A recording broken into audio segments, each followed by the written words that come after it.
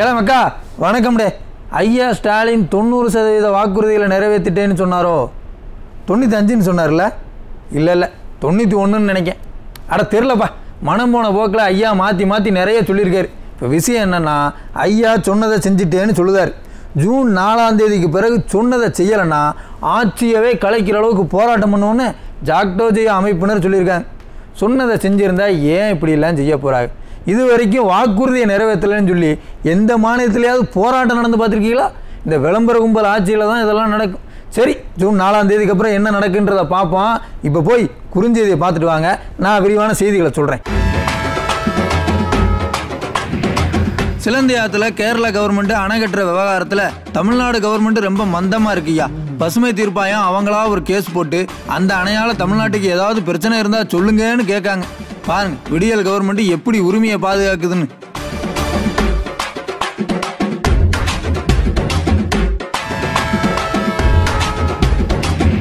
ஓய்வு பெற்ற ரேஷன் கடை ஊழியர்களுக்கு மாசம் கொடுக்க வேண்டிய கருணை தொகையை இந்த விளம்பர கவர்மெண்ட் கொடுக்க மாட்டேங்கான். ஐயா ஆட்சிக்கு வந்த பிற்பாடு ரிட்டையர்டான ஊழியர்களுக்கு இந்த தொகை கிடைக்கலன்னு புலம்புறாங்க.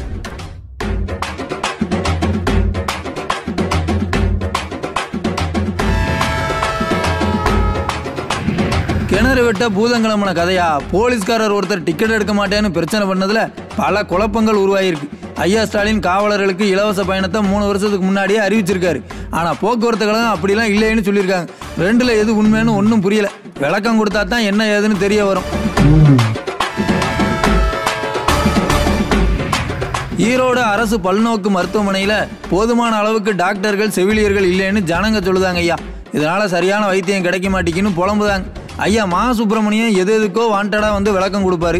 இந்த மாதிரியான விவகாரங்களையும் கொஞ்சம் பார்த்தாருன்னா பரவாயில்ல.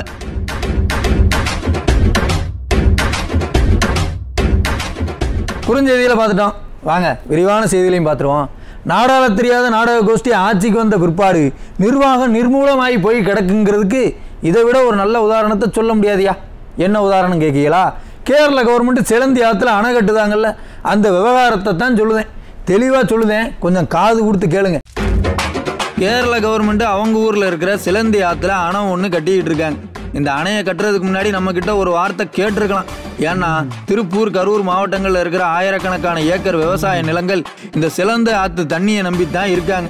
சிலந்தி ஆற்றுல இருந்து அமராவதி அணைக்கு தண்ணி வரும். அந்த தண்ணியை நம்பி தான் திருப்பூர் கரூர் பக்கம்லாம் விவசாயம் நடக்கு. ஆக சிலந்தி ஆற்றுல அணை கட்டுனா நமக்கு கிடைக்கிற தண்ணியோட அளவு குறையும். இப்படிப்பட்ட ஒரு விஷயத்தை கேரள அரசாங்கம் ஒரு வார்த்தை சொல்லியிருக்கலாம். குறைஞ்சபட்சம் நம்ம கவர்மெண்ட்டாவது அதை என்ன ஏதுன்னு பார்த்து தடுத்துருக்கலாம். ஆனால் ரெண்டுமே நடக்கலை. பத்திரிகைகளில் செய்தி வந்த பிறகுதான் இப்படி ஒரு அணை கட்டுற விவகாரமே தெரிய வந்தது. அப்புறமாச்சும் நம்ம கவர்மெண்ட் ஏதாவது செய்ய வேண்டாம், எதுவும் செஞ்ச மாதிரி தெரியல. கடைசியில் தென்மண்டல பசுமை தீர்ப்பாயம் அவங்களா முன் வந்து ஒரு வழக்கு ஒன்று பதிவு பண்ணி விசாரிச்சிருக்காங்க. இதில் கொடுமை என்ன தெரியுமா? அந்த வழக்கு விசாரணையில் இந்த அணை கட்டுறதால தமிழ்நாட்டுக்கு ஏதாவது பிரச்சனை இருக்கா, இருந்தால் சொல்லுங்கன்னு நம்ம கவர்மெண்ட் கிட்ட விளக்கம் கேட்காங்க. எப்படி இருக்கு பாருங்க. அணை கட்டுனா நமக்கு எம்பிட்டு பாதிப்பு வரும்னு சொல்லி நாம தான் வழக்கே போட்டிருக்கணும். ஆனால் இந்த கவர்மெண்ட் கிட்ட கூப்பிட்டு கேட்க வேண்டியதாக இருக்கு. அப்போ அரசு நிர்வாகம் எந்த அளவுக்கு மந்தமாக இருக்குன்னு பார்த்துக்கோங்க. காவிரி பிரச்சனையில் ஆரம்பித்து எல்லா பிரச்சனையிலையும் இப்படித்தான் எதையுமே கவனிக்காமல் இருந்து சிக்கலை பெருசாக்குனாங்க. அட நாம சொல்லலை சாமி, விவரம் தெரிஞ்சவங்க சொல்கிறாங்க.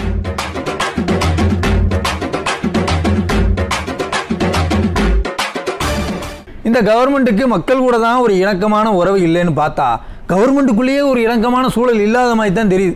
ஒரு காவலர் கவர்மெண்ட் பஸ்ஸில் டிக்கெட் எடுக்க மாட்டேன்னு முரண்டு பிடிச்சார். அந்த வீடியோ வைரலாகி பல குழப்பங்களை ஏற்படுத்தியிருக்கு.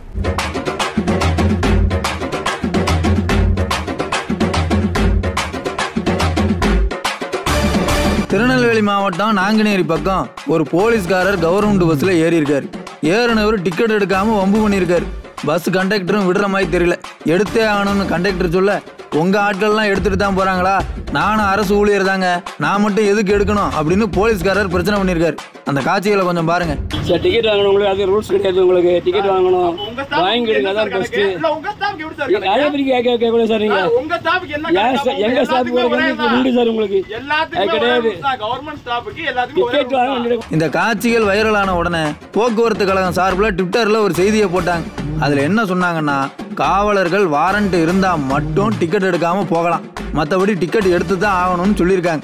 அது மட்டும் இல்லை, சம்பந்தப்பட்ட அந்த காவலர் மேலே நடவடிக்கை எடுக்க பரிந்துரை பண்ணுறதாகவும் சொல்லியிருக்காங்க. இதில் என்ன வேடிக்கைன்னா, ஐயா ஸ்டாலின் 2021 காவல்துறை மானிய கோரிக்கையில் காவலர்கள் அவங்க வேலை பார்க்குற மாவட்டத்துக்குள்ள அடையாள அட்டையை காமிச்சிட்டு அரசு பேருந்தில் இலவசமாக பயணம் பண்ணலாம்னு சொல்லியிருக்காரு. ஐயா சொன்னபடி பார்த்தா அந்த போலீஸ்காரர் டிக்கெட் எடுக்க தேவையில்லைன்னு தான் தோணுது. அதே சமயம் வாரண்ட் இருந்தால் மட்டும்தான் டிக்கெட் எடுக்காமல் போகலான்னு போக்குவரத்து துறை சொல்லுது. இது ரெண்டுல எது உண்மை? மானிய கோரிக்கையில் தப்பாக சொல்லிட்டாங்களா, இல்லை முதல்வர் காவலர்களுக்கு அறிவித்த சலுகை 3 வருஷமாகியும் போக்குவரத்து துறைக்கு தெரியாமல் இருக்கா? அட நாம கேட்கல, ஜனங்க பயங்கரமாக குழம்பி போய் இந்த கேள்வியை கேட்டுக்கிட்டு இருக்காங்க. முதல்வர் அறிவிக்கிறதே செயல்பாட்டுக்கு வரலன்னு சொன்னால் குழம்பாமல் என்ன செய்வாங்க?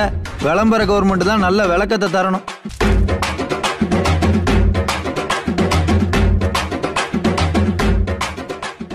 ₹1000 திராவிட மாடலுக்கும் ராசியே இல்லை போலப்பா. எப்போ பாரு பிரச்சனையாக தான் இருக்குது. ரேஷன் கடையில் ஓய்வு பெற்ற ஊழியர்களுக்கு போன ஆட்சியில் மாதம் கருணை தொகையாக ஒரு ₹1000 கொடுத்தாங்க. ஆனால் இந்த திராவிட மாடல் ஆட்சியில் 3 வருஷமாக அந்த தொகையை கொடுக்க மாட்டேங்காங்களாம். ₹1000 பிரச்சனை தான் போல. தமிழ்நாட்டில் 35,269 ரேஷன் கடைகள் செயல்பட்டு இருக்கு. கடலூர் பக்கம் பார்த்தீங்கன்னா 1426 கடைகள் செயல்பட்டு இருக்கு. இந்த கடைகளில் வேலை பார்த்துட்டு ரிட்டையர்ட் ஆகிற ஊழியர்களுக்கு போன ஆட்சியிலலாம் கருணை தொகையாக மாதம் ஒரு ₹1000 கொடுத்தாங்க. ஆனால் விளம்பர கம்பெனி ஆட்சிக்கு வந்த பிறகு இந்த 3 வருஷத்தில் ரிட்டையர்டான ஊழியர்களுக்கு அந்த தொகையை கொடுக்காம டிமிக்கி கொடுத்துட்டு இருக்காங்க. கடலூரில் மட்டும் இந்த 3 வருஷத்தில் 120 பேர் ரிட்டையர்ட் ஆயிருக்காங்களாம். தமிழ்நாடு முழுக்க சுமாராக ஒரு 5000 பேர்கிட்ட ரிட்டையர்ட் ஆயிருக்காங்களாம். இவங்களுக்கெல்லாம் இந்த தொகை கிடைக்கலன்னு ஓய்வு பெற்ற ஊழியர்கள் புலம்புதாங்க ஐயா. கடந்த அதிமுக ஆட்சியில் ஓய்வு பெற்ற வெற்றியாளர்கள் அனைவருக்கும் கருணை தொகையாக ஒரு ₹1000 வழங்கிட்டு வந்தாங்க.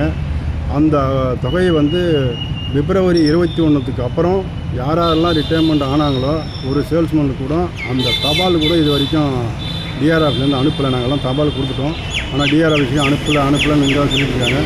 ஏன்னு கேட்டால் அவங்க எங்களை புள்ளி கேட்கல அப்படின்னு சொல்லியிருக்காங்க. கிட்டத்தட்ட நாங்கள் 33 வருஷம் வேலை பார்த்துருக்கோம். கடுமையான கொரோனா டைமில் எவ்வளோ கஷ்டமானதில் கூட வெள்ளம் புயல் எல்லாத்துலேயும் அவங்களுக்கு கடுமையாக வேலை செஞ்சுருக்கோம்.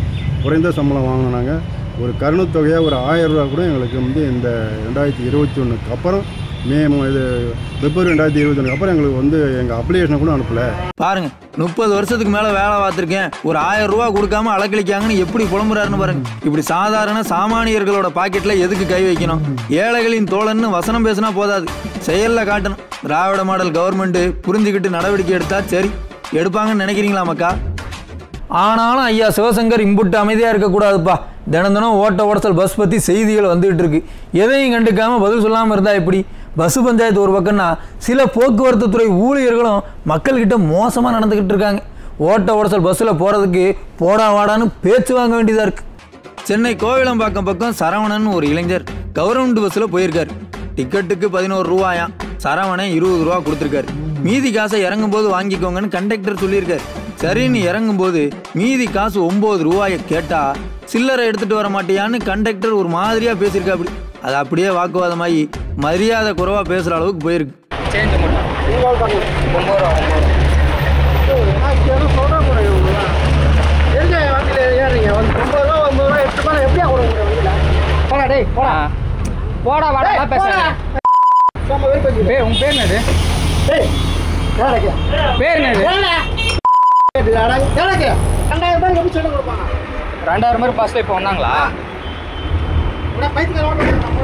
இதே மாதிரி இன்னொரு சம்பவம் நடந்திருக்கியா. சென்னையிலேருந்து திருப்பதிக்கு ஒரு கவர்மெண்ட் பஸ் போயிருக்கு. அந்த பஸ்ஸில் திடுதிப்புன்னு டிக்கெட் பரிசோதகர் ஏறிட்டார். டிக்கெட்டுகளை செக் பண்ணும்போது ஒரு பார்சலுக்கு டிக்கெட் இல்லைன்னு தெரிய வந்திருக்கு. அது யாரோட பார்சல்னு தெரியல. கண்டக்டர் என்ன பதில் சொல்றதுன்னு புரியாமல் முழிச்சிருக்காரு. இப்போ டிக்கெட் பரிசோதகர் என்ன செய்யணும்? கண்டக்டர்கிட்ட இது சம்மந்தமாக விசாரிக்கணும். அதை விட்டு பஸ்ஸில் இருந்த எல்லா பயணிகளையும் நடு ரோட்டில் இறக்கி விட்டு அவர் பாட்டுக்கு வண்டி எடுத்துகிட்டு பணிமனைக்கு எடுத்துகிட்டு போயிட்டார். பஸ்ஸில் போனவங்க எவ்வளவோ சொல்லியும் கேட்காம வண்டி எடுத்துகிட்டு போயிட்டே இருந்தாங்க. பாருங்க, போக்குவரத்து துறை ஊழியர்கள் மக்கள்கிட்ட நடந்துக்கிற லட்சணம் இதுதான். இந்த கொடுமைக்கெல்லாம் என்ன காரணம்? சரியான நிர்வாகம் இல்லாததும் வழிகாட்டுதல் இல்லாமல் இருக்கிறதும் தான். அட நான் சொல்லலை சாமி, ஜனங்க சொல்கிறாங்க. மாடல் கவர்மெண்ட் ஓட்டுற பஸ்ஸோட லட்சணம் தான் இப்படி இருக்குன்னா, குஜராத் மாடல் ஓட்டுற ரயிலோட கொடுமை பெரிய கொடுமையாக இருக்குய்யா. எக்ஸ்பிரஸ் ரயிலில் தண்ணி ஒழுகிட்டு இருக்கு. ஒழுகிற மழை தண்ணிக்கு நடுவில் ஜனங்க பாவம் உட்கார முடியாமல் கஷ்டப்பட்டுட்டு போயிட்டு இருக்காங்க. பஸ்ஸுலேயும் போக முடியல, ட்ரெயின்லேயும் போக முடியலன்னா எதில் தான் போக? எங்கேயும் போக முடியாமல் வீட்டுக்குள்ளேயே உட்காந்துக்க வேண்டியதான். அப்போ கூட இந்த 2 குரூப்பும் அதை பண்ண இதை பண்ணேன்னு விளம்பரம் போட்டு வெறுப்பேற்றுவாங்க. இவகிட்ட இருந்து விடுதலையே கிடைக்காது போல மக்கா. சரி மக்களே, இன்றைக்கி நிகழ்ச்சி தோட முடிஞ்சது. நாளைக்கு மறுபடியும் வந்து உங்களை சந்திக்கிறேன். நன்றி, வணக்கம்.